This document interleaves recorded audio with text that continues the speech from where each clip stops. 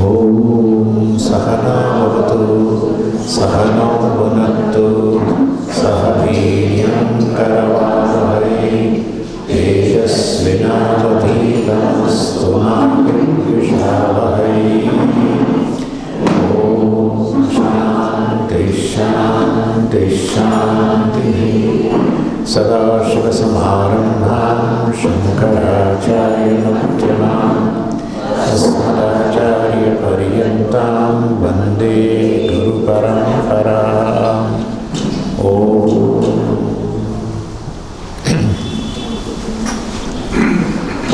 नमो भगवते रुद्राय।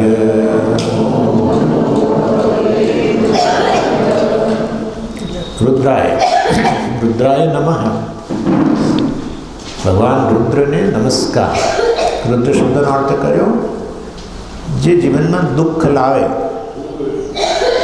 અને જે જીવનમાંથી દુઃખનું હરણ કરે.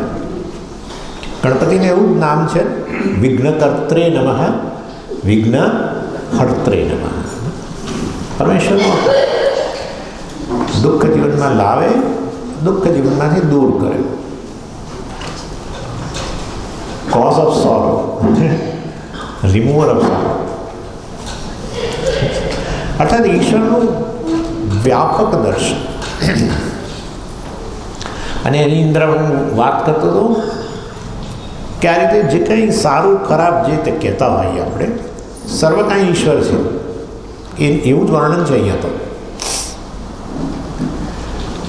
અને આ વસ્તુને લોજિકલી સમજી લેવી પડે. જો તર્ક કરવાની શક્તિ આપણી ન હોય તો આ ન સમજી શકીએ. વાસ્તવમાં ઈશ્વરનું સ્વરૂપ શું છે? ઈશ્વર તો ચૈતન્ય સ્વરૂપ છે. ચૈતન્ય એટલે વાસ્તવની અંદર જે સતત સિદ્ધ છે. ચૈતન્યનું અસ્તિત્વ કશાને આભારી નથી. ચૈતન્યને કારણે સર્વ વસ્તુનું અસ્તિત્વ સિદ્ધ થાય છે. કંઈ છે એમ કહો એટલે તો પછી વાસ્તવમાં એનું અસ્તિત્વ સિદ્ધ કરનાર ચેતન હોવો જોઈએ. આકાશ છે, સમજીએ, આકાશ છે. આપણે કોણ કહે છે આકાશ છે? ચેતન કહે છે. ચેતન વગર અસ્તિત્વ સિદ્ધ ન થાય. તો પછી ચેતનનું અસ્તિત્વ કોણ સિદ્ધ કરે? ચેતનનું અસ્તિત્વ સિદ્ધ કરવા પછી બીજો ચેતન લાવવો પડે ને. કારણ કે સમજો આ વસ્તુ કે ચૈતન્ય, હા, મૃત્યુનું રહસ્ય અહીંયા જ છે. આપણને મારું મૃત્યુ થઈ જશે, આમ થઈ જશે, તેમ થઈ જશે. મૃત્યુ નામની વસ્તુ જ નથી ખરેખર. એટલે વાસ્તવની અંદર ચૈતન્યને સ્વતઃ સિદ્ધ છે, સેલ્ફ એક્ઝિસ્ટિંગ. એટલા માટે આત્મા માટે શબ્દ વાપર્યો છે સેલ્ફ. બેંકોમાં વાપરે આ લોકો સેલ્ફ, ચેક પર લખે છે સેલ્ફ. કેમ સેલ્ફ કહેવામાં આવે છે આત્માને? કારણ કે સેલ્ફ એક્ઝિસ્ટિંગ છે માટે. જે સ્વતંત્ર છે, સ્વતંત્ર અસ્તિત્વ સિદ્ધ થાય છે. એના અસ્તિત્વ કશાને આભારી નથી. એના અસ્તિત્વ માટે કોઈ કારણ નથી. જેના અસ્તિત્વ માટે, જેના હોવા માટે કોઈ કારણ ન નીકળે એ વસ્તુ એનું સ્વરૂપ કહેવાય. અગ્નિની ઉષ્ણતા માટે કોઈ કારણ નથી. જળની ઉષ્ણતા માટે કારણ છે, કારણ કે અગ્નિ છે. અગ્નિ ઉષ્ણ છે કારણ કે ઉષ્ણ છે. ધેટ્સ ઇટ, સ્વરૂપ. એવી રીતે આત્મા છે, હું છું કારણ કે હું છું. That's it. કેવું મજાનું છે ને?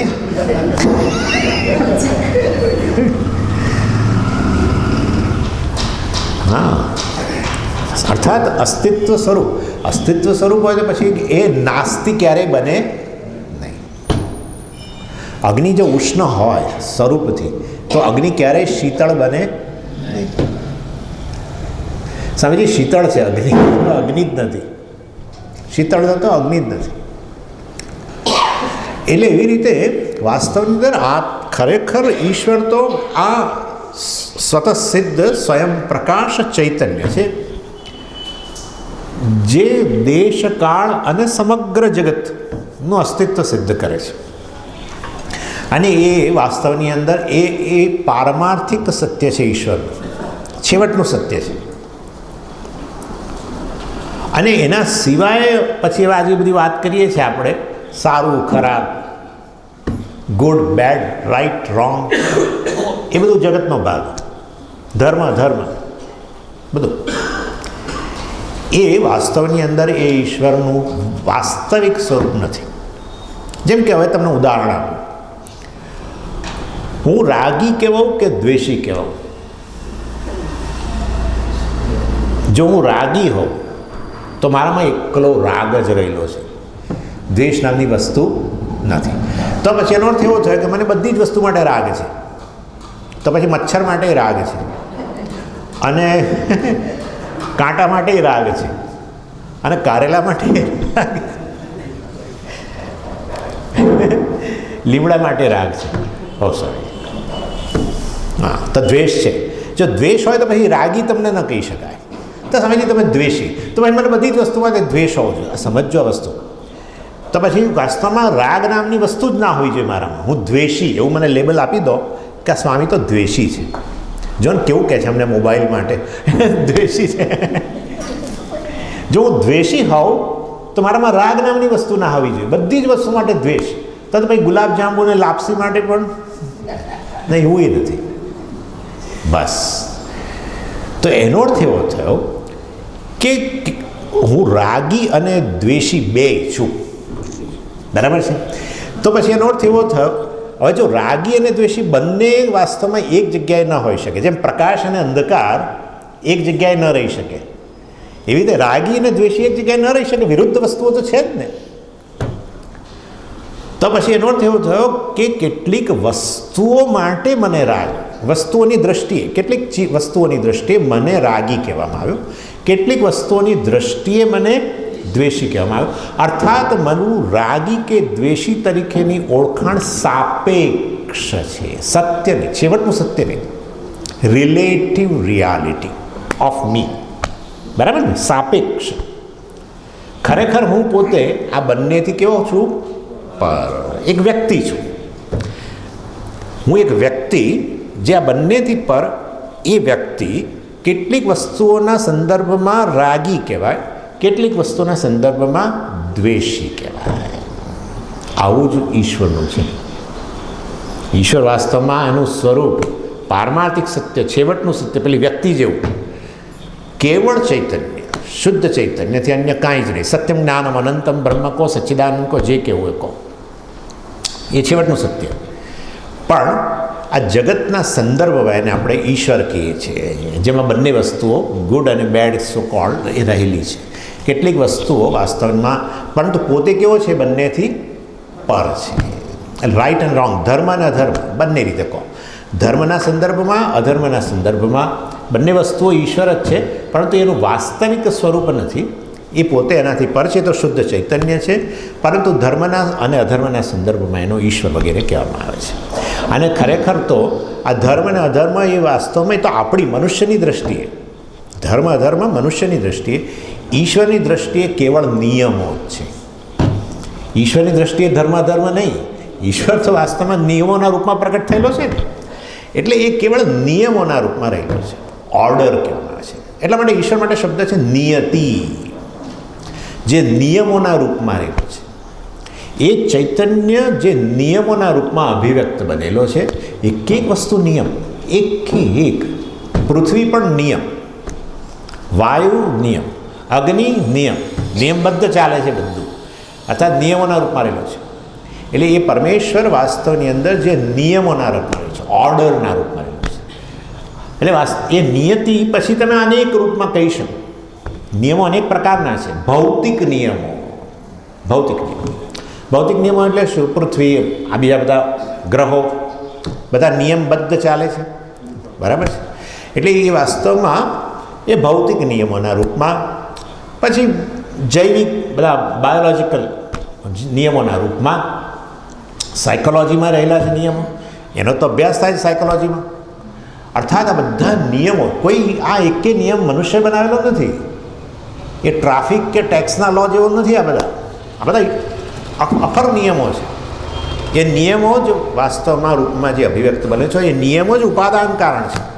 પૃથ્વી, અગ્નિ, જળ, વાયુ, આદિત્ય બધા જ એ સર્વનું ઉપાદાન કારણ સર્વ નિયમોના રૂપમાં રહેલો એ પરમેશ્વર જે છે એ વાસ્તવમાં એની દ્રષ્ટિએ, પરમેશ્વરની દ્રષ્ટિએ ધર્મ અધર્મ, ગુડ બેડ, રાઇટ રોંગ નામની વસ્તુ નથી. મનુષ્યની દ્રષ્ટિએ ખરું કે એને પસંદગી આપી છે ને એને ધર્મનું જ્ઞાન આપ્યું છે ભગવાને, કોમન સેન્સ ઇથિક્સ આપેલી છે, શું કરવું જોઈએ, શું યોગ્ય છે એને ખબર છે વગેરે વગેરે, શું અયોગ્ય છે એ પણ એને ખબર છે કોઈ શિક્ષણ વગર. એ વાસ્તવમાં મનુષ્યએ પોતાની પસંદગી એ ધર્મને આધારે કરવાની હોય છે, પરંતુ ઈશ્વરની દ્રષ્ટિએ ધર્મ અધર્મ નામની વસ્તુ નથી, એ સમજવાનું છે. અને માટે ધર્મ કે અધર્મ બંને વસ્તુ જે કંઈ છે નિયમો, વાસ્તવમાં એ નિયમોના રૂપમાં એ અભિવ્યક્ત બનેલો છે.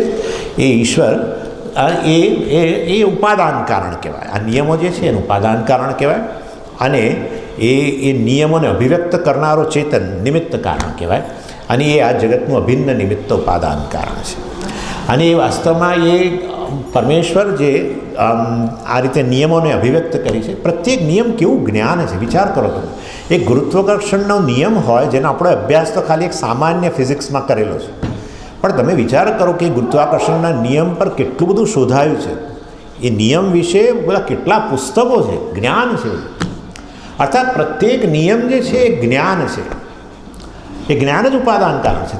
જેમ કે તમે જ્યારે જગતનું સર્જન કરો સ્વપ્નની અંદર, તો તમે બનાવનાર છો, અને તમારામાં રહેલું જે કંઈ જ્ઞાન છે એ જ જગતના રૂપમાં અભિવ્યક્ત થાય છે. તમે સ્વપ્નમાં જે કંઈ બનાવો, સર્જન કરો, એ તમારું જ્ઞાન જ છે ને, બીજું શું છે? તમારી ઇમ્પ્રેશન જે છે જૂની એ જ છે બધું. ભેળપુરી તો ભેળપુરી, હા, બદ્રીનાથ આમ, એટલે બદ્રીનાથ આમ સ્ફુરે ને તમારા મનમાં, અને તરત બદ્રીનાથના દર્શન થાય, મંદિર. ઇન શોર્ટ, સમગ્ર જગત જે સ્વપ્નમાં અભિવ્યક્ત થાય છે એ બનાવનાર પણ તમે છો, અને બનનાર એ પણ તમે જ છો, તમારું જ્ઞાન. મતલબ એવી જ રીતે અહીંયા સમજો કે કલ્પના કરો કે આવું ને આવું તમે ત્યાં સ્વપ્ન જગતની અંદર આ પૃથ્વી વગેરે પણ તમે બનાવો છો, પૃથ્વીને જુઓ છો, પૃથ્વીનું ગુરુત્વાકર્ષણ જુઓ છો, વ્યક્તિ કોઈ જે છે બોલ વગેરે આમ ઉપર ફેંક્યું અને આ નીચે પડ્યું, આવું કંઈક જુઓ છો તમે. તો એ નીચે પડ્યું શેના કારણે? ગુરુત્વાકર્ષણનો નિયમ. એ પણ કોણ? સ્વપ્નની વાત કરું છું, તમે જ. પણ પૃથ્વીને ફરતી જુઓ છો, કેટલાક આપણા મિત્રો છે બધું જુએ, આમ બ્રહ્માંડને જુએ, ફરતું જુએ, સમજો, પૃથ્વીને ફરતી જુઓ છો. તો એ જે નિયમોથી ફરે છે એ નિયમો પણ તમે જ. સમજ્યા તમે? એટલે કહેવાનો આશય છે કે વાસ્તવમાં તમારું જ્ઞાન કે તમે કે તમારું એ નિયમો એ જ તમારી અભિવ્યક્તિ છે સ્વપ્ન જગતમાં. એવી ને એવી રીતે અહીંયા જે પરમેશ્વર સર્વજ્ઞ છે એ આ એનું જ જ્ઞાન એના જ નિયમોના રૂપમાં એ અભિવ્યક્ત બનેલો છે. અને આ રીતે જો હવે આની અંદર એક વસ્તુ વિચાર કરો કે ઉપાદાન કારણ અને નિમિત્ત કારણ વાસ્તવની અંદર સામાન્ય રીતે જુદા જુદા હોય છે. કોઈ પણ વસ્તુના સર્જનની અંદર બે વસ્તુ જુદી જુદી જોવા મળે છે. સોની બનાવનાર હોય અને એ ઘરેણાં બનાવવા માટે એને બીજું સોનું જોઈએ, એનાથી જુદું સ્વતંત્ર એવું જોઈએ. સોની પોતાનામાંથી કંઈ ઘરેણાંનું સર્જન ન કરી શકે. એટલે સોની અને સોનું ઉપાદાન કારણ અને નિમિત્ત કારણ જુદા જુદા હોય છે. પરંતુ કેટલાક કિસ્સાની અંદર, જે મેં તમને હમણાં જ ઉદાહરણ આપ્યું સ્વપ્ન જગતનું, જેમાં તમે નિમિત્ત કારણ પણ છો ને ઉપાદાન કારણ છો, એવી રીતે ઈશ્વર પણ જગતનું નિમિત્ત અને ઉપાદાન કારણ છે. અને પરમાત્માએ વાસ્તવની અંદર પોતાની પાસે મટીરિયલ હતું, એમાંથી આ જગત બનાવ્યું હોય, તો એ મટીરિયલ પાછું ક્યાંથી આવ્યો પ્રશ્ન ઊભો થાય છે. સમજી ગયા? દાખલા તરીકે ભગવાન પાસે માટી હતી આ બનાવવા માટે, એટલે એની પાસે જો માટી હતી તો એ માટી ક્યાંથી લાવે એવો પ્રશ્ન ઊભો થાય. એટલે આપણે કેવું પડે એ માટી પાછું બીજા કશાકમાંથી બનાવીને લાવે. એટલે વાસ્તવમાં આનો કોઈ અંત નથી. એટલે ઈશ્વર પોતે જ ઉપાદાન, ઈશ્વર પોતે જ નિમિત્ત. બીજી વસ્તુ કે જો નિમિત્ત કારણ અને ઉપાદાન કારણ જગતના સંદર્ભમાં અલગ અલગ હોય, તો અલગ અલગ હોવા માટે આકાશ ઓલરેડી હોવું જોઈએ. સમજી ગયા? આકાશ હોવું જોઈએ. અલગ અલગ છે, આ બે વસ્તુ અલગ અલગ છે, પણ શેમાં? અવકાશમાં. તેવી રીતે નિમિત્ત કારણ અને ઉપાદાન કારણ જુદા જુદા હોય, મટીરિયલ જુદું હોય ને મેકર જુદો હોય, તો બંને જુદા જુદા ક્યાં રહેલા હોય? આકાશમાં રહેલા. પણ આકાશનું પણ હજુ જો સર્જન ન થયું હોય, ઉપનિષદ કહે છે આકાશનું પણ સર્જન થયું છે, તો સર્જન પહેલાં ઇવન આકાશ પણ નહોતું. એવા સંજોગોમાં ઉપાદાન કારણ અને નિમિત્ત કારણ જુદા જુદા ન હોઈ શકે. સમજી ગયા? આ બધા કારણસર ઈશ્વર પોતે જ વાસ્તવમાં એના નિયમો જ જગતના રૂપમાં અભિવ્યક્ત બનેલા છે. એ વસ્તુ આપણે સમજી શકીએ છીએ. અને એ નિયમોના રૂપમાં અભિવ્યક્ત બનેલો હોય તો એ નિયમો બધા અફર નિયમો છે. એ જ કાર્યકારણના રૂપમાં રહેલા છે. અને એ કાર્યકારણના રૂપમાં રહેલા હોય તો કોઈ પણ વ્યક્તિને આ ખરાબ છે એવું કહેતા પહેલાં વિચાર કરજો. કારણ કે આ બધું એ જગતનો ભાગ છે. એ ખરાબ વ્યક્તિ જે તમે કહો ને, સમજે આ વ્યક્તિ બહુ ખરાબ છે, પણ જાણે એનું મગજ છે ને વિકૃત થઈ ગયું. સારું, શું કરીએ હવે? તો કે સાયકોલોજીસ્ટ પાસે મોકલો. સાયકોલોજીસ્ટ શું કરશે? એનું કારણ શોધી કાઢશે. સમજી ગયા તમે? અર્થાત એ વ્યક્તિ જરૂર એનું કોઈ કાર્ય એણે કંઈક કર્યું છે જેને કારણે આપણે આવું બોલીએ છીએ કે ખરાબ છે, પરંતુ એ ખરાબ હોવા માટે પાછું કારણ છે. અર્થાત એ કાર્યકારણનો જે નિયમ જે છે એ એણે નથી બનાવ્યો. પોતાને ખરાબ થવા માટેનો નિયમ કારણ એણે પોતે બનાવ્યું હોય તો વસ્તુ ઠીક છે. પણ આવું હોય તો આ પ્રકારની વ્યક્તિ બને, આવું હોય તો મન વિકૃત થાય.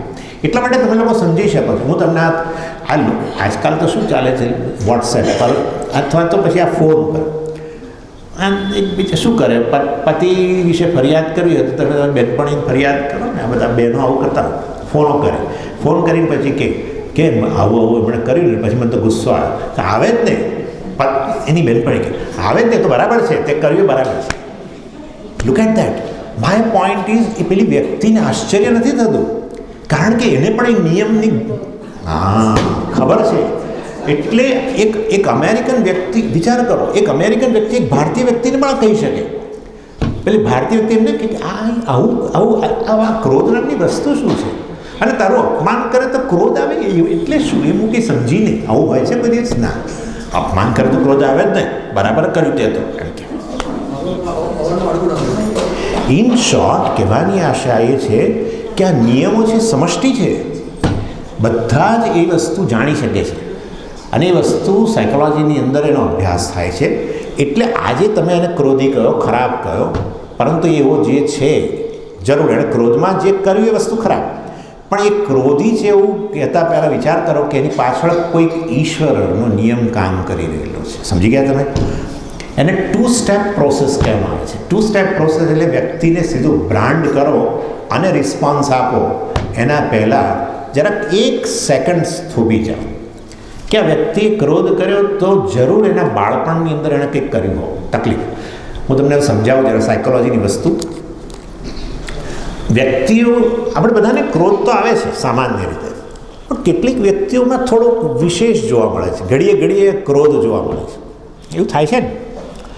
એનું કારણ એ હોય છે કે ઘણીવાર બાળપણમાં 1-2-4 કિસ્સા જ કહું છું તમને. આ તો કે ઘણીવાર બાળપણની અંદર એ વ્યક્તિની જે જીદ, એના રાગદ્વેષ બાળકના, એ મા બાપ પૂરા નથી કરતા. બધી વસ્તુની ઈચ્છા પૂરી ન કરે, નથી કરતા, અને ન કરે એટલે શું થાય? ક્રોધ જન્મે. જો આ નિયમ છે, આપણી ઈચ્છા પૂરી ન થાય તો શું જન્મે? ક્રોધ. હવે તમે મને કહો કે આ નિયમ જે છે એ કયા મનુષ્ય બનાવ્યો? ખ્યાલ આવ્યો તમને? હા, આ જે નિયમ જે છે આ વસ્તુ કોણે બનાવી? આ નિયમ જ ઈશ્વર છે. આવું જ્યારે આપણે નોંધ લઈએ ને ત્યારે એ વ્યક્તિ માટે, એણે ક્રોધ કર્યો માટે આપણે ક્રોધ કરતાં પહેલાં આવો જો નિયમની નોંધ લઈએ, ઈશ્વરની નોંધ લઈએ, તો જરાક સહેજ રિસ્પોન્સ જુદા પ્રકારનો આવે. સમજ્યા તમે? જ્યારે તમે ઈશ્વરને વચ્ચે લાવો ને તમારા વ્યવહારની અંદર આ રીતે નિયમના રૂપમાં, કે આ નિયમ ઈશ્વરના રૂપમાં જ રહેલો છે, અને એ અમેરિકન હોય કે આફ્રિકન હોય, ચાઇનીઝ હોય, ગમે તે હોય, વાસ્તવની અંદર ઈચ્છા પૂરી ન થાય તો ક્રોધ આવવો મનુષ્યના મનની અંદર કોમન. જે વસ્તુ સમષ્ટિના સ્તરે અભિવ્યક્ત થાય એને ઈશ્વર કહેવાય. સમજી ગયા? આ કોઈ મનુષ્ય બનાવેલો નિયમ નથી. ઇન શોર્ટ કહેવાનો આશય છે, આવી જો નોંધ લઈએ આપણે, કાર્યકારણની નોંધ લેતા થઈએ તો આપણે ઈશ્વરની નોંધ લેતા થયા, અને એને કારણે આપણો પ્રતિભાવ જે છે વ્યક્તિ પ્રત્યેનો એ બદલાઈ જાય. હવે વ્યક્તિને ક્રોધી કહેવાને બદલે, વ્યક્તિને ખરાબ કહેવાને બદલે આપણે જાણીએ છીએ કે એની પાછળ કંઈક એવી વસ્તુ જવાબદાર છે જે વાસ્તવમાં ઈશ્વરને અંતર્ગત છે. ઘણા કારણો છે ક્રોધ આવવા માટેના.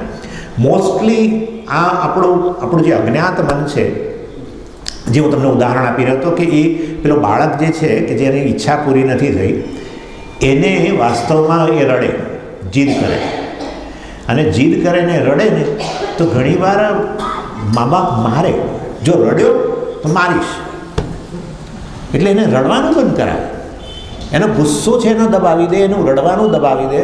અને આવા બાળકો જ્યારે મોટા થાય ત્યારે નાની નાની પરિસ્થિતિમાં રડી પડે એકે, અથવા તો હવે જે પેલો દબાવેલો ક્રોધ હતો અત્યાર સુધી એ હવે બધો બને. આપણે એમ કે આ તો તદ્દન ખરાબ વ્યક્તિ છે, પરંતુ ખરેખર જો આ બાબતે થોડુંક બેકગ્રાઉન્ડમાં સહેજ જાઓ તો તમને ખબર પડે કે એની પાછળ કેવો ઈશ્વર કામ કરી રહેલો છે. એવી નોંધ લો તો એનો અર્થ એવો નહીં કે વ્યક્તિને પગે લાગો એ ક્રોધ કરે તો, પરંતુ તમારો રિસ્પોન્સ જે છે એના ક્રોધની સામે રિસ્પોન્સ આપવાને બદલે એ ક્રોધ શેને કારણે છે એવું ધ્યાનમાં લઈને પછી રિસ્પોન્સ આપવામાં બહુ મોટો ફેર પડી જાય છે. સમજી ગયા? એ આપોઆપ જ તમે વાસ્તવની અંદર તમારું એક કમ્પેશન, તમારી અંદર એક આ પ્રકારની લાગણી છે એની. એટલે ઇન શોર્ટ કહેવાનો આશય મારે એવું છે કે જે કંઈ તમે જેને ખરાબ કહો છો એની પાછળ વાસ્તવમાં નિયમ જ રહેલા છે. જ્યારે સારું કહો છો એની પાછળ નિયમ જ રહેલા છે, અને એ નિયમો બીજું કોઈ નહીં, ઈશ્વર જ આ જગતનું ઉપાદાન છે, એ જ નિયમોના રૂપમાં રહેલો છે, અને એની જ આ બધી અભિવ્યક્તિ છે. અને એ રીતે રાઈટ અને રોંગ, ધર્મ અને અધર્મ એ વાસ્તવની અંદર આપણી દ્રષ્ટિએ, મનુષ્યની દ્રષ્ટિએ કેટલીક વસ્તુ ઈચ્છનીય છે અને આપણે ધર્મ કહ્યું, કેટલીક વસ્તુ અનિચ્છનીય છે અને આપણે અધર્મ કહ્યું, પણ છે તો ખરેખર બધા નિયમો છે. એનીવે, હવે હજુ બીજું એક સ્ટેપ આગળ. મેં તમને કહ્યું કે આ બધા નિયમોના રૂપમાં જે ઈશ્વર રહેલો છે, એ જગતના રૂપમાં અભિવ્યક્ત બનેલો, નિયમોના રૂપમાં અભિવ્યક્ત બનેલો ઈશ્વર છે, અને એ દ્રષ્ટિએ જગત કાર્ય છે અને ઈશ્વર એનું કારણ છે. બરાબર છે? પોતે જ અભિવ્યક્ત બનેલો છે એટલે પોતે કારણ થઈ ગયું, જે માટી ઘડાના રૂપમાં અભિવ્યક્ત થયું.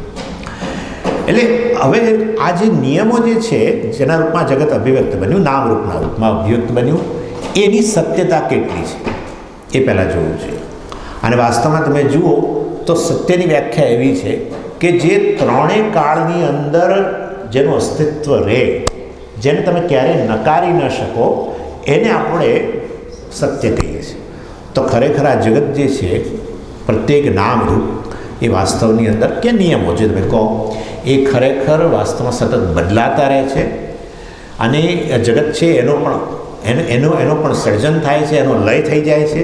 એટલે જે વસ્તુ તમે જે જુઓ છો એ વસ્તુ સત્ય નથી. એટલા માટે સત્ય નથી કારણ કે હંમેશમાં જે એ ટકતી નથી. તમે સામાન્ય આપણે ઉદાહરણ લેતા હોઈએ છીએ, અને એ છે ઘડા માટીનું ઉદાહરણ. ઘડો છે એને આપણે સત્ય નથી કહેતા, અને માટીને સત્ય કહેતા હોઈએ છીએ, કારણ કે ઘડો અત્યારે છે, વ્યવહાર પણ કરીએ છીએ, પરંતુ ખરેખર એ હંમેશ માટે હોતો નથી. એટલે એ દ્રષ્ટિએ જે કાર્ય જે છે એ સત્ય નથી હોતું, કારણ જે હોય છે એ સત્ય હોય છે. અચ્છા, હવે જગતના સંદર્ભમાં આ બધું સમગ્ર જગત નામરૂપાત્મક જગત, ક્યાં નિયમો જે છે વાસ્તવની અંદર એ કાર્ય હોય તો એનું કારણ ઈશ્વર છે એ સત્ય હોય, અને જગત છે વાસ્તવમાં મિથ્યા છે, સત્ય નથી, એટલું માનીએ. પરંતુ ઈશ્વરને તમે કારણ કયા સંદર્ભમાં કહ્યું? જગતના સંદર્ભમાં કારણ કહ્યું. માટીને તમે કારણ કહ્યું શેના માટે? કારણ કે ઘડો છે. પણ જો ઘડો જ મિથ્યા હોય, સત્ય ન હોય, તો પછી માટીનું જે કારણપણું જે છે, સ્ટેટસ, એ પણ કેવું છે? મિથ્યા છે. સમજી ગયા તમે? જેટલી કાર્યની સત્તા એટલી જ કારણપણાની સત્તા. માટી મિથ્યા નથી, માટીનું કારણપણું મિથ્યા છે. ઘડો મિથ્યા અને માટીનું કારણપણું મિથ્યા. વાસ્તવમાં માટી કાર્ય પણ નથી અને કારણ પણ નથી. સમજી ગયા? બંને મિથ્યા. એવી ને એવી રીતે ઈશ્વર જે છે એ પણ આ જગત મિથ્યા છે. માટે ઈશ્વર જે એનું કારણ છે એનું કારણ પણ મિથ્યા. માટે ઈશ્વર ખરેખર વાસ્તવની અંદર કાર્ય અને કારણ બંનેથી પર છે. અને માટે કાર્ય અને કારણથી જો પર હોય તો પછી આ જગતના નિયમો વગેરે જે છે વાસ્તવમાં એટલી સત્યતા ધરાવતા નથી. સારું ખરાબ, ધર્મ અધર્મ તમે જે બધું કહો છો એ વાસ્તવમાં કેવળ અભિવ્યક્તિ છે ઈશ્વરની, પરંતુ ખરેખર ઈશ્વર આ રૂપમાં સત્ય નથી. ઈશ્વરનું સત્યરૂપ શું છે? સચ્ચિદાનંદ વગેરે છે, એ જેનું સત્યરૂપ છે. અને એ રીતે ઈશ્વરને આ કાળથી જે જગતનો ભાગ છે, જે દેશ જે જગતનો ભાગ છે, કે બધા ગુણધર્મો જે જગતનો ભાગ છે એનાથી અતીત કહેવામાં આવે છે. દેશ કાળથી અતીત, સર્વ ગુણધર્મોથી પર, અપરિચ્છિન્ન, એ જ ઈશ્વરનું વાસ્તવિક સ્વરૂપ છે, સચ્ચિદાનંદ વાસ્તવિક સ્વરૂપ છે. તો સ્વામીજી આવા ઈશ્વરને કેવી રીતે જણાય? આવો દેશકાળ અને સર્વ ગુણધર્મોથી અતીત હોય એનું ઈશ્વરને જાણી કેવી રીતે શકાય? એને વાસ્તવમાં એક વિષયના રૂપમાં જાણવાનું નથી, એને વિષયના રૂપમાં જ જાણવાનું છે. તમે પોતે પણ વાસ્તવમાં એ જ ચૈતન્ય છો જે દેશકાળ અને ગુણધર્મોથી પર છો વાસ્તવની અંદર. એટલે એ રીતે આત્માના રૂપમાં જ એને જાણવાનું છે. અને એ રીતે ખરેખર જે ઈશ્વર સારું અને ખરાબ બંનેના રૂપમાં રહેલો છે એ વસ્તુને આપણે થોડી મોડિફાઈ એ રીતે કરી કે સારું અને ખરાબ એ કેવળ ઈશ્વરની મિથ્યા અભિવ્યક્તિ છે, સત્ય અભિવ્યક્તિ નથી. માટે ઈશ્વર હંમેશા જ્યારે હું કહું કે હવે કહીશ કે ઈશ્વર ચોર છે તો તમે કહેશો ઈશ્વર ચોર બની ગયો? ના, ખાલી કેવળ અભિવ્યક્તિ છે. જેવી રીતે તમે અભિવ્યક્ત થઈ શકો ને, તમને એક ફિલ્મની અંદર કામ કરવા મળ્યું માની લો, અને એની અંદર તમે રાજાએ બનો, કિંગ પણ બનો, અને પેલો એક ગરીબ બેગર ભિખારી પણ બની શકો. વાસ્તવમાં બંને બની શકનાર, બંને જો તમે જ બનેલા હો તો તમે ખરેખર એનાથી પર છો. ખાલી કેવળ તમારી આ મિથ્યા અભિવ્યક્તિ છે, રોલ છે. એ જ પ્રકારનું છે. તો જ આ વસ્તુ આગળની વસ્તુ તમને પચશે, આ વસ્તુ સમજાશે તો પચશે. કારણ કે એવા પ્રકારનું વર્ણન છે કે તમને થાય કે આ તો નકામી વસ્તુ છે, પરંતુ બધું જ તમને બતાવશે ત્યાં કે અને અનેક પ્રકારના ચોર છે રહેલા છે. કેટલાક વનની અંદર ચોરી કરે, કેટલાક તમને ખુલ્લે દિવસે તમારી પાસે ચોરી કરીને લઈ જાય, કેટલાક ચોરી છુપીથી લઈ જાય. અનેક પ્રકારના ચોરોનું વર્ણન છે. આ ચોરો બધા એટલે તે વખતે તમને આ બધું વસ્તુઓ એવું ન લાગે કે ખરેખર ઈશ્વર આવો બની ગયો છે. એટલા માટે વસ્તુ કહેવામાં આવી કે ખરેખર બનેલો નથી, આ કેવળ એની આવી અભિવ્યક્તિ છે. અને ઈશ્વરની દૃષ્ટિએ ખરેખર બધું વસ્તુઓ કેવળ એકમાત્ર, એનાથી અન્ય કશું નથી એવો પ્રકારનો એનો ખ્યાલ છે. જેવી રીતે તમારી અંદર જ રહેલી વસ્તુ છે સારું અને ખરાબ, જેને તમે જુદી જુદી પાડતા નથી, સારું જ હું અને ખરાબ હું એમ તમે નથી કહેતા, એવી જ રીતે કંઈક. ચાલો એની વે એટલે જ્યાં સુધી આ ઈશ્વરને ખરેખર આ રીતે સત્યની દૃષ્ટિએ આત્માથી અભિન્ન ન સમજો ત્યાં સુધી તમે એક વ્યક્તિના રૂપમાં હો, ઈશ્વરથી ભિન્ન, અને તમે હંમેશા તમારા જીવનની અંદર એક સપોર્ટ માટે તમે પ્રયત્ન કરતા રહો. એવો સપોર્ટ કે જે ક્યારેય તમને છોડીને ન જાય. બધા જ લોકો જીવનની અંદર એક એવી વ્યક્તિની શોધ કરતા હોય છે, બહુ સાચું કહું તમને, કે જે હંમેશા અચૂક હોય, જે ક્યારેય ચૂકે નહીં, અમોઘ હોય, અર્થાત જે તમારે વિશ્વાસઘાત ન કરે. આવી એક વ્યક્તિની શોધ બધા જ લોકો જીવનમાં કરતા હોય છે. સામાન્ય રીતે મનુષ્યના સંદર્ભમાં તો એ ફેલ થઈ જાય છે, ગમે એમાં તમે વિશ્વાસ મૂકો પરંતુ ફેલ થઈ જ જાય છે, કારણ કે મર્યાદિત છે, એમાં કોઈ વ્યક્તિનો વાંક નથી. પરંતુ આ એક આપણી શોધ નાનપણથી શરૂ કરેલી છે. આપણે આ નાનપણમાં તો શું હતું, મનુષ્યનું બાળક એવું કહેવાય છે કે એ સૌથી અસહાય હોય છે. ઇવન કૂતરાના એટલે ગલુડિયા હોય કે હરણના બચ્ચા હોય એ એટલા અસહાય નથી હોતા. જન્મ્યા પછી એ ગમે તે રીતે થોડીક વારમાં જ ઊભા થઈ જતા હોય છે, અને માના સ્તન પાસે જઈને એ એમને સૂઝ હોય છે. પણ જો મનુષ્યના બાળકને જો મૂકી રાખવામાં આવે તો એની જાતે ઊભું થઈ જાય ને મા પાસે જાય એ શક્ય નથી, મરી જાય. એટલે મનુષ્યનું બાળક એટલું બધું અસહાય છે. જેટલી અસહાયતા વધારે એટલો એની આસપાસ રહેલા લોકો પરનો વિશ્વાસ વધારે. જેટલી આપણને અસહાયતા વધારે લાગે એટલો આપણે વિશ્વાસ જલ્દી મૂકી દઈએ બીજા. આવું હોય છે. અને એને કારણે જે મા બાપ છે એમાં આપણે પૂર્ણ વિશ્વાસ મૂક્યો. એ જ આપણા માટે ભગવાન, મનુષ્યના બાળક માટે. અને એ વાસ્તવની અંદર એ મા બાપ જે છે એમાં પૂર્ણ વિશ્વાસ મૂક્યો, પણ મામાં મૂકેલો વિશ્વાસ ઠગારો નીવડ્યો. ક્યારે? જ્યારે પેલો વંદો આવ્યો અને વંદો આવીને પોતાના પગ પાસે આવે, માના પગ પાસે, માએ ચીસ પાડીને પિતાજીને બોલાવે, થઈ ગયું, કામ પૂરું થઈ ગયું. બાળકનો વિશ્વાસ જતો રહ્યો. અને પિતાજીને એમાં બહુ વિશ્વાસ હતો. હવે તો પિતાજીએ ગરોળી જોઈ અને પેલા સિક્યોરિટીવાળા માણસને બોલાવ્યા, કામ પૂરું થઈ ગયું. ત્યારથી મનુષ્યની શોધ એક એવી વ્યક્તિની શોધ એમાં એ ફરી રહ્યો છે કે જે ક્યારેય વિશ્વાસઘાત નથી. હંમેશા વાસ્તવની અંદર એને સાથ આપે. અને એ શોધ ત્યારે જ પૂરી થાય જ્યારે ઈશ્વરની પ્રાપ્તિ થાય. કારણ કે ઈશ્વર નિયમોના રૂપને છે, નિયમો બધા અફર છે, અને એ વાસ્તવની અંદર આ ઈશ્વરની શોધ સાથે વસ્તુ પૂરી થતી હોય છે. એની એટલે જ્યાં સુધી આ પ્રકારનો આત્મા જ આ ઈશ્વરના રૂપમાં રહેલો છે એવું જ્ઞાન ન હોય ત્યાં હું એક વ્યક્તિ છું, ઈશ્વર મારાથી ભિન્ન છે અને એ પછી મારી ક્રિયાઓ, મારા કર્મો વગેરે દ્વારા વાસ્તવની અંદર હું એવા કર્મો કરું કે જેને કારણે પછી કંઈક ઓમિશન અર્થાત પાપ કર્મો થઈ જાય તો પછી ઈશ્વરને જે છે એ ફળ આપનાર, દંડ કરનારના રૂપમાં તમે જુઓ. અને એ વાસ્તવની અંદર એ દંડ કરનારના રૂપમાં તમે જુઓ ત્યારે પછી એમાંથી એ પાપની સજા કરનારા રૂપમાં જુઓ ત્યારે પછી એમાંથી મુક્ત થવા માટે આવી પ્રાર્થના વગેરે કરે. અને પ્રાર્થના જ્યારે કરે ત્યારે વાસ્તવમાં એ પ્રાર્થના કર્યા પછી પાપનો નાશ થાય ત્યારે પછી એ જ ઈશ્વરને દંડક નહીં પણ રક્ષકના રૂપમાં જુએ. બસ એ પ્રકારનું વર્ણન હવે બધું રહેલું છે. ચાલો શરૂ કરીએ. પહેલો નમસ્તે રુદ્રમન્યવ ઉતોત ઈશવે નમઃ.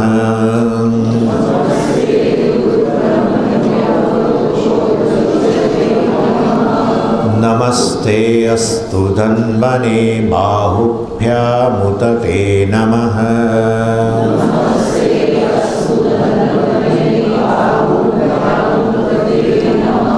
આ પહેલો મંત્ર છે ને, મેં તમને કહ્યું હતું કે પ્રત્યેક મંત્રના માટે ધ્યાન શ્લોક છે અને એ ધ્યાન શ્લોક જે છે એ વાસ્તવમાં એ ઈશ્વરનું એક રૂપમાં વર્ણન, એક રૂપ ધ્યાન શ્લોકમાં જે પ્રમાણે કહ્યું હોય એ રૂપમાં પછી તમે એને જુઓ. અને એ આ ધ્યાન શ્લોકોને આધારે જ શિલ્પીઓ ભગવાનના રૂપ બનાવતા હોય છે. અને એટલું જ નહીં, આપણે પણ આ ધ્યાન શ્લોક વાંચીને એનો અર્થ વાંચીને આપણે ઈશ્વરની રૂપમાં કલ્પના કરતા હોઈએ છીએ. અને શિલ્પીઓ માટે તો પાછું એવું છે કે એ લોકો જ્યારે જે તે મૂર્તિ બનાવે ને ત્યારે મૂર્તિની હાઈટ પહેલાં નક્કી કરે. જો 8 ફૂટની મૂર્તિ હોય બનાવવાની હોય તો એના માટેનો એમાં મસ્તક જે છે કેટલા ઇંચનું હોય, ગળું કેટલા ઇંચનું હોય, આ બાહુ બધા જે છે એમના હાથ કેટલા લાંબા હોય, આ બધું નક્કી થયેલું હોય છે. એને શિલ્પશાસ્ત્ર કહેવામાં આવે છે. આપણું શિલ્પશાસ્ત્ર જે છે અથવા તો આગમશાસ્ત્ર જે છે, આગમશાસ્ત્રમાં મંદિરોનું પણ હોય છે, એની અંદર આ બધું નક્કી થયેલું હોય છે. આગમશાસ્ત્રમાં તો ત્યાં સુધી છે કે જો મંદિર તમે અમુક હાઇટનું બનાવવાના હો તો એની અંદર મૂર્તિ અમુક જ હાઇટની મૂકવાની, આ બધું છે. આપણે એમાં કંઈ જવાનું નથી ને જરૂર પણ નથી, પરંતુ આ ધ્યાન શ્લોકોનું બહુ મહત્ત્વ છે. એટલે આના માટે આ પહેલો મંત્ર છે એના માટે ધ્યાન શ્લોક છે. હું જવાનો નથી કારણ કે એ તો બહુ બધું લાંબુ થઈ જાય. અને એ આ મંત્રના ઋષિ છે, આ મંત્રના ઋષિ આત્રેય ઋષિ છે. અને એનો છંદસ જે છે, આનો છંદ જે છે અનુષ્ટુપ છંદ છે અને એના દેવતા જે છે એ રુદ્ર દેવતા છે. વાસ્તવની અંદર જો મંત્રનો અનુષ્ઠાન કરવાના હો તો ધ્યાન શ્લોકનો અર્થ સમજીને એનો પાઠ કરવો પડે અને પછી ઋષિ, છંદ અને દેવતા એ પણ આપણે બોલવું પડે. આત્રેય ઋષિ અનુષ્ટુપ છંદ રુદ્રો દેવતા એમ કરીને પછી મંત્રનો પાઠ થાય. અને એ સિવાય પણ બીજું કરન્યાસ, હૃદયાદિ ન્યાસ રહેલું છે. તમારી જાણ માટે જે આ મંત્રનું ફળ તમને હમણાં કહીશ ને તમને તરત જ થશે કે આ મંત્ર કરીએ. આવું દરેક મંત્રનું ફળ આપ્યું છે કે આ મંત્રનો પાઠ કરનારને શું ફળ મળે.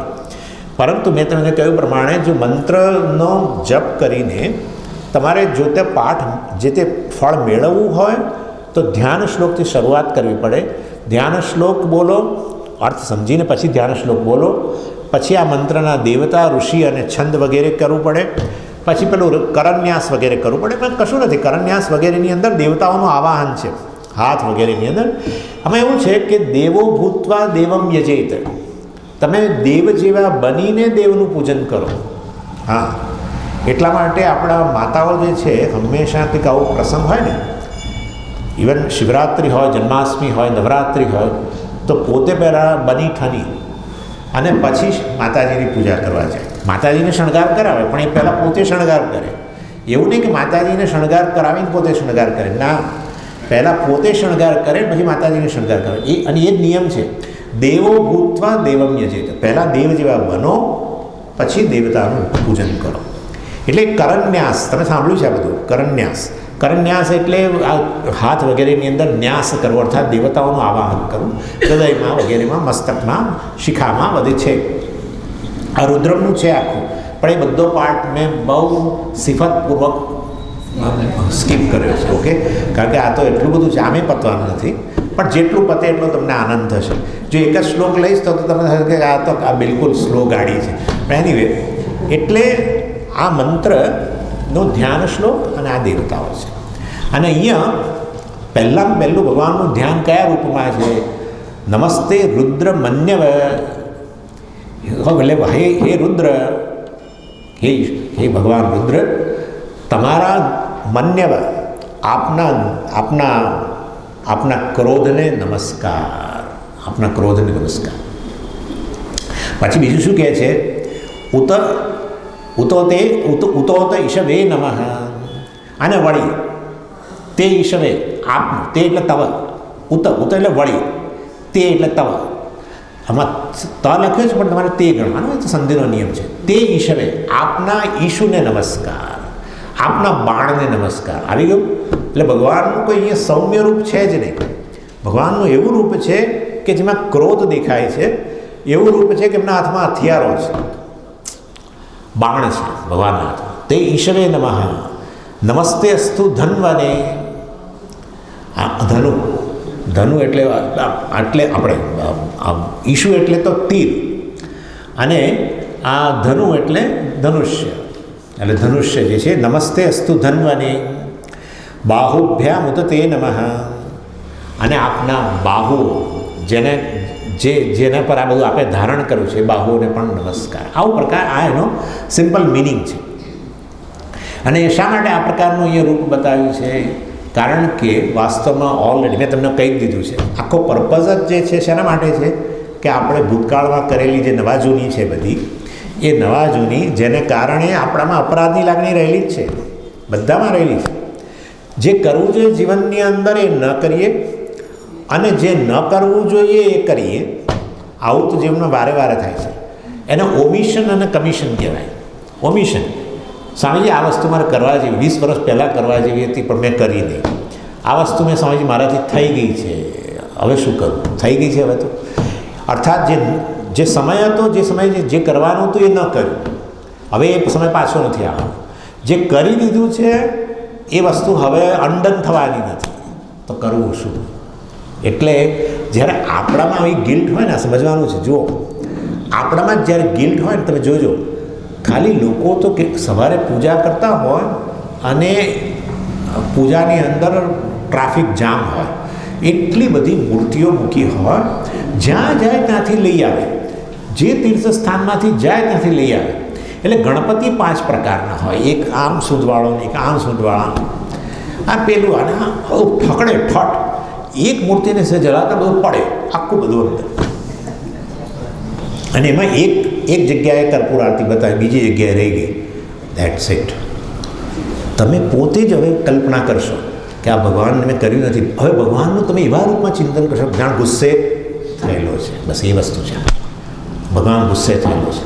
તમારે જે પણ તમારા મનમાં રૂપ આવે તે, જે રૂપને તમે બતાવી નથી શક્યા, એ રૂપને તમે ગુસ્સાવાળું તમે પોતે જ જુઓ, જાણે એ દંડ કરશે હવે મને. અને એમાં જો વળી ભૂલમાં કંઈક આપણે થયું, સ્કૂટર ખાલી એક સહેજ અથડાયું કોઈકને, જોયું?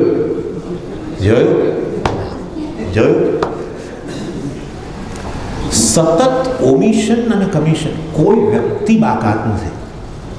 કોઈ વ્યક્તિ અહીંયા મને એવું ન કહી શકે કે મારામાં તો કોઈ પ્રકારની અપરાધની લાગણી છે જ નહીં, કે મારામાં કોઈ ઘવાયાની લાગણી છે જ નહીં. કશું ના કહી શકે. ખાસ કરીને અપરાધની લાગણી ઘવાઈએ છીએ આપણે કોઈકના વ્યવહારથી, પરંતુ અપરાધની લાગણી કોઈ બાકી નહીં. એક જ વ્યક્તિ બાકી, અને છે કેવળ જ્ઞાની. હું ઈશ્વર છું જાણનાર જ ખાલી બાકી કોઈ બાકી નહીં.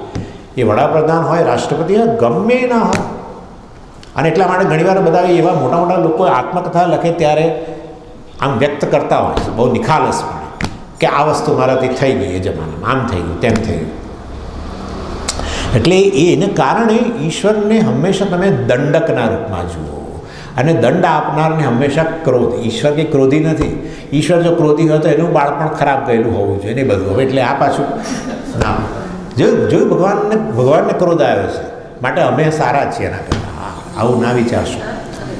દંડ કરનારને તમે આ રૂપમાં જ જુઓ એમ કહેવાનો આશય છે. આપણે જ અપરાધીની લાગણી એ આ મન્યુ ક્રોધના એની આમ તો ખરેખર ઈશ્વર કર્મફળ દાતા છે, અને એ દૃષ્ટિએ કર્મફળ દાતા હોય તો પછી કર્મફળના રૂપે તો તમને ધન આપે, કર્મફળના રૂપે તમને સ્મૃતિ આપે, જ્ઞાન આપે, બરાબર ને? કર્મફળના રૂપમાં તમને તેજ આપે. પરંતુ અહીંયા આપણે નમસ્કાર રૂપી કર્મ કરીને જે કર્મફળ મેળવવા માગીએ છીએ એમાં એક જ છે કે ભાઈ મેં ભૂતકાળમાં જે નવા જૂની કરી છે એ નવા જૂનીનું ફળ મને તું ના આપીશ. બસ આટલી વાત કે મારા પાપ કર્મનું ફળ મને તું ના આપીશ. એ વસ્તુ એના માટેની એ પ્રાર્થના છે. અહીંયા કોઈ બીજી પ્રકારની માંગણી નથી. એ આપનાર દાતા છે, પણ શું આ બીજી કોઈ માંગણી નથી. અને આ રીતે વાસ્તવની અંદર આપણે જે કર્મનો રૂપી જે બીજ રોપેલું એ જ પછી ફળ રૂપે આ રીતે અભિવ્યક્ત થતું હોય છે. અને એ ફળની અભિવ્યક્તિ, એસ્પેશિયલી પાપ કર્મની અભિવ્યક્તિ શરીરના સ્તરે, શારીરિક સ્તરે પીડાના રૂપમાં હોય કે પછી કોઈ બીજા પ્રકારની ટ્રેજડી જીવનની અંદર આપણા જીવનમાં આવે અને એને કારણે જીવન આપણું દુઃખદાયી બને. અને એ ત્યારે આપણે ઈશ્વરને શું કહીએ? દંડક કહીએ. પરંતુ અહીંયા એક બીજી વસ્તુ જોડે જોડે કહી દઉં, અને એ ખાસ કરીને એ જે આપણે ભૂતકાળમાં કરેલા છે કર્મો, એ કર્મો જ વાસ્તવની અંદર આપણે જે જીવનમાં પ્રાપ્ત કરવા માગીએ છીએ આધ્યાત્મિક જીવનની અંદર, એ આધ્યાત્મિક જીવનની પ્રાપ્તિમાં અવરોધરૂપ બને. એ પાપ કર્મો અભિવ્યક્ત ન થયા હોય તો પણ તમને ઈશ્વર સાથેનું ઐક્યનું જે જ્ઞાન છે, મુક્તિ વગેરે જે છે એ તમને પ્રદાન ન થઈ શકે. અને એ કર્મમાં એ દૃષ્ટિએ પણ વાસ્તવમાં આપણે એ પાપ કર્મની નિવૃત્તિ થઈ જાય એવું ઈચ્છીએ છીએ. અને એના માટે આપણે શું કરીએ છીએ? નમસ્કાર. નમકમ છે ને. હવે નમસ્કાર જે છે એમાં તો ક્રિયા તો છે જ, એ તો કરીએ જ આપણે. નમસ્કાર તો હોય છે દરેક વખતે આપણી પૂજા વગેરેમાં નમસ્કાર હોય છે જ. પરંતુ આપણે અહીંયા વાચિક પણ છે, વાણીથી પણ બોલીએ છીએ ને, નમો રુદ્રાય છે એક્સેટ્રા. એટલે વાણીથી પણ કર્મ કરી નમસ્કાર કરીએ છીએ, અને ક્યાં તો શારીરિક રીતે પણ નમસ્કાર કરતા હોઈએ. તો એ ક્રિયા જે છે એ નમસ્કારરૂપી ક્રિયાનું આપણને ફળ જે છે એ વાસ્તવમાં આ પાપ, આપણા જૂના પાપ કર્મોની નિવૃત્તિના રૂપમાં જોવા મળે છે. અને ત્યારે એ પાપ કર્મ નિવૃત્ત થાય પછી એ જ ઈશ્વરને હવે તમે સૌમ્ય મૂર્તિના રૂપમાં જોશો. ખ્યાલ આવી ગયો તમને? એટલે આપણે જ એને દંડકના રૂપમાં, ક્રોધિતના રૂપમાં જોઈએ છે. અને એ જ ઈશ્વર હવે આપણને લાગે કે આ મારા નમસ્કારથી ઈશ્વર પ્રસન્ન થયો છે, એવી ભાવના કરવી જ જોઈએ. ભક્તિમાં ભાવના રહેલી છે, ખાસ ખ્યાલ રાખવાનો. એટલે આ પ્રકારની ભાવના, અને ભાવનાથી ઘણું બધું કામ થાય છે. ભાવનાથી જ થાય છે. રિઝર્વ બેંકના ગવર્નરે ભાવના કરે છે. હા, એક કાગળની નોટ લે અને એના પર ભાવના કરે. શું કે આ તો 500 રૂપિયા છે અને આપણે બધાએ સ્વીકાર લેવાનો. એ સહી કરે કે મેં શું લખે છે, હું ધારકને 500 રૂપિયા. હા, બધા શ્લોક યાદ રહે કે ના રહે, પણ આ તો યાદ રહે. ભાવના બહુ મહાન વસ્તુ છે. 26મી જાન્યુઆરી ગઈ, એક ખાલી કપડું, 1 મીટરનું કપડું અને એક દંડો ના. હા, કોઈ દંડને કે 1 મીટરના કપડાને સલામ કરે છે કે દેશને સલામ કરે છે? દેશને. તો એ ધ્વજની અંદર તમે શેની ભાવના કરી? દેશની ભાવના કરી. સમજો, બહુ મોટી વસ્તુ છે આ. એટલે જ્ઞાન તો થતાં થશે જ, ભાવના નહીં હોય તો જ્ઞાન નહીં થાય, ડેફિનેટલી નહીં થાય. એટલે આ ભક્તિમાં મોટી ભાવના છે, અધ્યારોપ પણ છે. કેવી ભાવના? તમે શાલિગ્રામની અંદર ભાવના કરો, અધ્યારોપ વિષ્ણુ છે. લિંગની અંદર ભાવના કરો, શિવજી છે. હકીકત શું છે? જ્ઞાન શું છે? પથ્થર છે. આ જ્ઞાન છે ના, અધ્યારોપ. અને એ તમને તારે, એક અધ્યારોપ તમને તારે, બીજો અધ્યારોપ તમને ડૂબાડે. હા, આ લિંગ પર કરેલો અધ્યારોપ છે કે આ ભગવાન છે, એ તમને તારે છે વટે. પરંતુ વાસ્તવની અંદર હું જીવ છું એ પ્રકારનો બ્રહ્મ હોવા છતાં અધ્યારોપ કરો પોતાના પર જીવપણાનો, તો તમને સંસારમાં ડૂબાડે. આવું છે. એટલે એક અધ્યારોપ ડૂબાડે, એક અધ્યારોપ તારે. રજ્જુ પર સર્પનો અધ્યારોપ કરો તો પછી ડૂબાડે, ભય ઉત્પન્ન થાય. સમજ્યા? એવું છે. એટલે આ અધ્યારોપ એટલે ભાવના, યાદ રાખો. એટલે આ પ્રકારે, અને અધ્યારોપથી જ પછી આપણે જપ વગેરે આગળ કરીએ. ઉપાસનાની અંદર આ પ્રકારે રહેલું છે. પણ એની એટલે અહીંયા આમ આપણા પાપની નિવૃત્તિ થઈ ગઈ છે એવી ભાવના કરવાની. નમસ્કાર કર્યા, વાણીથી પણ આપણે બોલ્યા રુદ્રમ વગેરે, અને નમસ્કાર કર્યા એને. અને એને કારણે પાપ નિવૃત્તિ થઈ. જો આપણામાં એવી ભાવના જન્મશે તો હવે એ જ ઈશ્વર ક્રોધના રૂપમાં તમે એને નહીં જુઓ, ક્રોધિત નહીં જુઓ, હવે તમે એને સૌમ્ય મૂર્તિના રૂપમાં જોશો. એવું છે. ચાલો, અને પછી આ રીતે વાસ્તવમાં અહીંયા આ નમસ્તે અસ્તુ મન્યવે ઉતો ઈશવે નમઃ, નમસ્તે અસ્તુ ધન્વને બાહુભ્યામ ઉત તે નમઃ. અને આપના બાહુને પણ નમસ્કાર હું કરું છું, જે બાહુ વાસ્તવની અંદર આ નિયમોના રૂપમાં રહેલા છે. આપ કર્મફળ દાતા છો, પણ કર્મફળ આપો છો શેનાથી? આપના બાહુ દ્વારા. આપના બાહુ બીજું કશું નહીં, આપના નિયમો જ છે. જે તમે જીવનમાં કર્મ કરો એ કર્મ તમે જગતમાં કરો, ફળ આવે છે નિયમથી જ. જે પણ કર્મ કરો એ કર્મ તમે કર્યા પછી કર્મફળ આવે છે ક્યાંથી? જગતમાંથી. જગત કોણ છે? ઈશ્વર છે, જે નિયમોના રૂપમાં રહ્યું છે. માટે આપના બાહુ બીજું કશું નથી. આપ કર્મફળ દાતા છો અને આપના બાહુ દ્વારા કર્મફળ આપો છો, પણ તે બાહુ બીજું કશું નથી. શું છે? આ બધા આપના નિયમો છે. તે એ બધા નિયમો પણ વાસ્તવની અંદર અમારા માટે અનુકૂળ બની જાઓ, અને જે આપ દંડકના રૂપમાં છો એને બદલે આપ અમારા માટે રક્ષક બની જાઓ. આયુધો બે કામ કરે. આયુધોનું બે કામ છે. હંમેશા શક્તિ જે છે એને બહુ આપણે આયુધો આપીએ છીએ.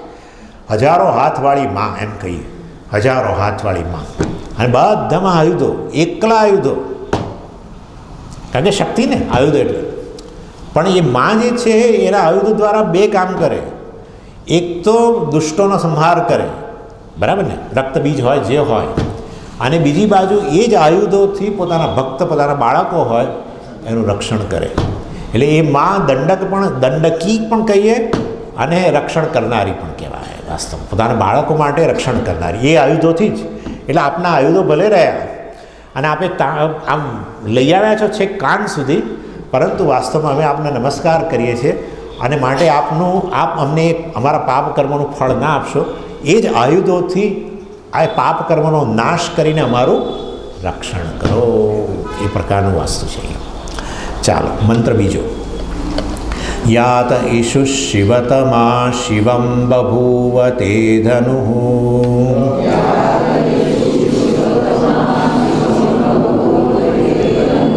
શિવા શરવ્યા તવતયાનો રુદ્રમૃડય.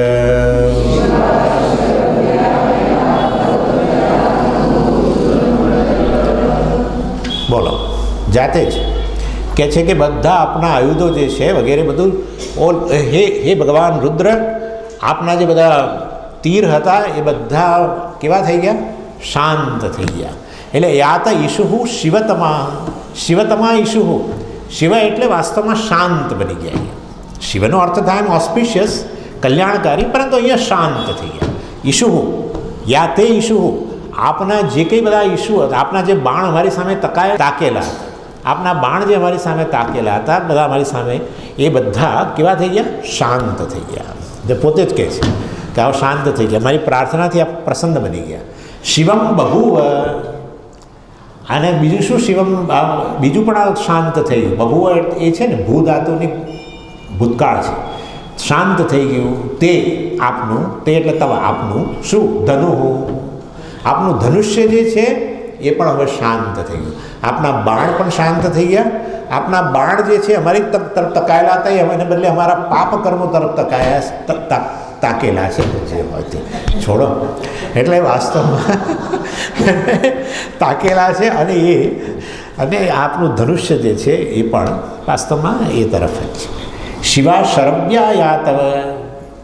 એટલે શિવા શરવ્યા યા શરવ્યા શિવા તવ તવ યા શરવ્યા તવ શિવા. શરવ્યા એટલે આપણે જે કહીએ ને પેલી પણછ, જેમાં બધા તીર રાખતા હોય એને શું કહેવાય? ના, પણછ નહીં, ભાથું. હા, સોરી ભાઈ. એટલે એ ભાથું જે છે એ ભાથું પણ વાસ્તવની અંદર શાંત થઈ ગયું. યા શરવ્યા એટલે ભાથું. શિવા એ પણ હવે શાંત થઈ ગયું. તયા નો રુદ્રમૃડય. અને આ રીતે આપના જે તીર, આપનું જે ભાથું અને આપનું જે આ ધનુષ્ય જે શાંત થયું એના દ્વારા, તયા એટલે તૃતીય વિભક્તિ છે, એના દ્વારા નહ અમારી, હે રુદ્ર મૃડય, અમારી રક્ષા કરો, અમને પ્રસન્ન કરો. આવું છે. બોલો, સરસ છે ને? ત્યારે એટલે જ્યારે હું મારા પાપ કર્મોથી ભયભીત બનેલો હોઉં ત્યારે ઈશ્વર જે છે વાસ્તવમાં એને આપણને આવું ભયભીત રૂપ દેખાય, આવું ક્રોધિત રૂપ દેખાય, અને મારા પ્રેયર, મારી સલ્યુટેશન, મારા નમસ્કાર વગેરેથી એ મારા પાપ કર્મ ન્યુટ્રલાઇઝ થઈ જાય, અને એ દ્વારા ઈશ્વર જે છે હવે કેવા રૂપમાં દેખાય આપણને? રક્ષકના રૂપમાં દેખાય, સૌમ્ય મૂર્તિના રૂપમાં દેખાય. ત્રીજો મંત્ર. યા તે રુદ્ર શિવા તનૂર ઘોરા પાપકાશિની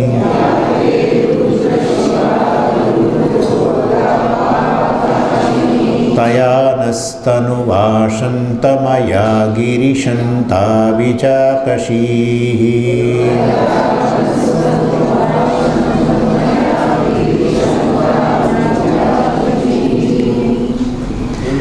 તયાનસ્તનુવાસંતમયા ગિરિશંતા વિચાકશી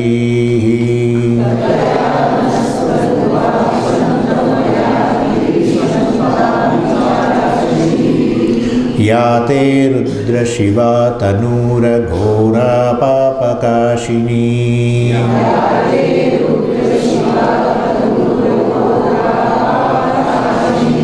તયાનસ્તનુવાસંતમયા ગિરિશંતા વિચાકશી.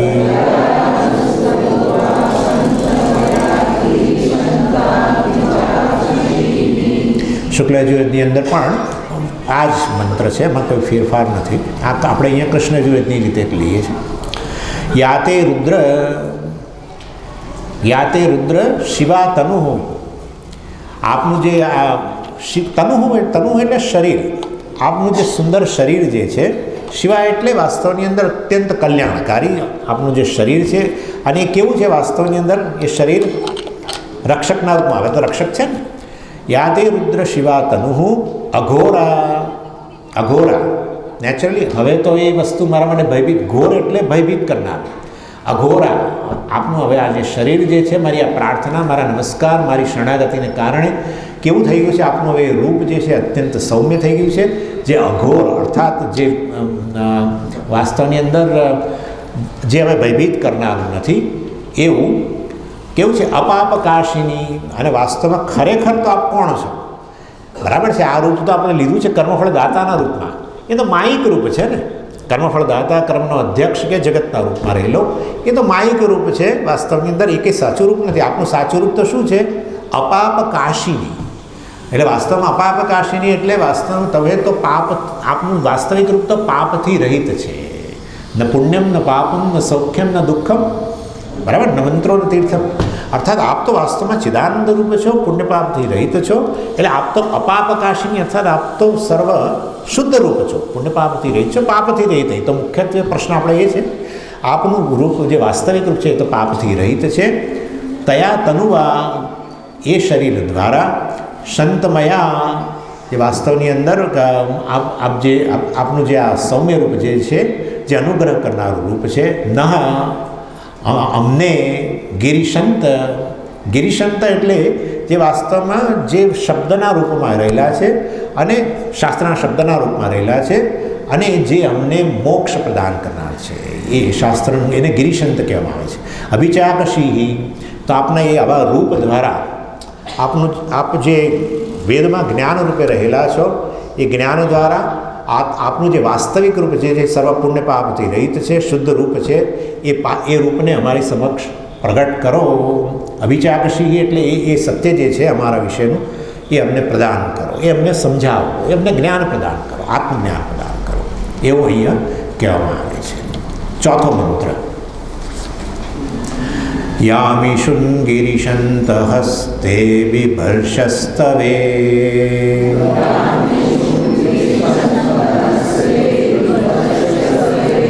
શિવાંગિરિત્રતાં કુરુ માહિ ગુંસીઃ પુરુષં જગત.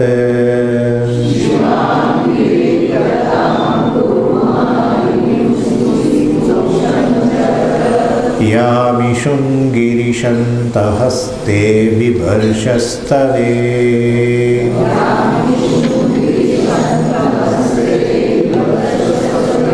शिवाङ्गिरित्रतां कुरु माहि गुंसीः पुरुषं जगत्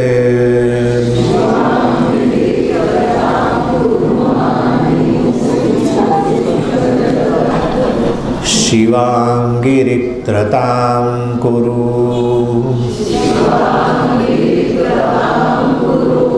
माहि गुंसीः पुरुषं जगत्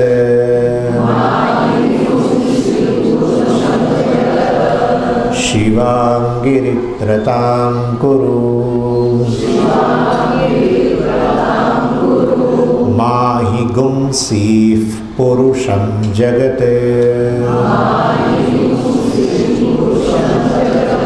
યજુર્વેદની અંદર છે ને અનુસ્વાર માટે ગુમ શબ્દ વપરાય છે. એટલે તમે પેલું જોયું હશે અર્ધચંદ્રની અંદર. આમ તો મામ હિ છે, મામ હિ, પરંતુ એને બદલે મા હિ ગુમ્સ. ફરી એકવાર યામિ શુંગિરિશંત હસ્તે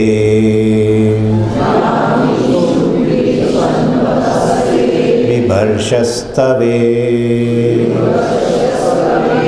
शिवाङ्गिरित्रतां कुरु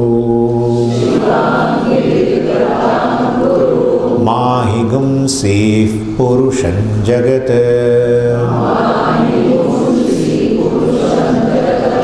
એટલે મા હિંસિહી, આમ હિંસિહી છે પણ હિ ગુંસિહી, એટલે અમારી હિંસા ન કરશો વગેરે. એનો અર્થ આપણે બપોરે જોઈશું. ચાલો. ઓમ પૂર્ણમદઃ પૂર્ણમિદં પૂર્ણાત પૂર્ણમુદચ્યતે પૂર્ણસ્ય પૂર્ણમાદાય પૂર્ણમેવાવશિષ્યતે. ઓમ શાંતિ શાંતિ શાંતિ. હરિ ઓમ શ્રી ગુરુભ્યો નમઃ. હરિ ઓમ.